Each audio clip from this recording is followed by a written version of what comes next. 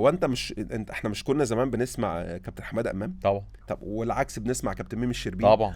عمر حد زملكاوي او اهلاوي قال لك لا ده حماده امام متحيز للزمالك؟ والله طب ميمي الشربيني لا ده متحيز للاهلي. وتخيل الاهلاويه كانوا بيحبوا حماده امام والزملكاويه بيحبوا ميمي الشربيني جدا. يعني ده يعلق على ماتشات دول ودول عادي، ده يعلق على ماتشات دول ودول عادي. طب تسمع دلوقتي المذيعين الانتماء واضح على الشاشه. صح جدا. على الشاشه صح جدا والله عارف. ومش شاشه فئويه. يعني انا لو ما اعرفكش شخصيا انا عرفت انتمائك بس خلاص وانت بتعلق على الماتش. صح جدا. خلاص فاصبح اللي بينقل حاله التوتر دي وبيخلي الناس تتعصب مش الناس نفسهم. لان الراجل ده اللي قاعد في البيت ده متلقي. اوكي. اللي قاعد على الفيسبوك بتاعه ده وعلى تويتر ده راجل متلقي، تاخد بالك بيسمع منك انت.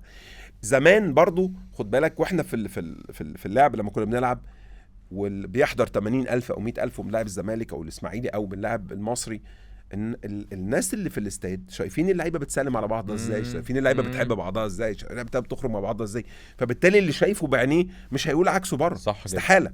يعني أنا لكن النهاردة إيه، حتى كمان السوشيال ميديا بقى لها تأثير على اللعيبة داخل الملعب جدا، تأثير قوي جدا. تلاقي اللعيب النهاردة داخل متنرفز في الملعب بيلعب لازم تلاقي تنشن متعصب ومتعصب على المنافس بتاعه او فاهم بشكل كبير، بيخلي الجمهور قاعد بره هو كمان يعني بينقل عصبيته للجمهور. في حالة سخيفة. صح. حالة اتمنى ان هي تزول لان كترها يعني الامر هيروح بينا في حتة صعبة جدا. صح جدا.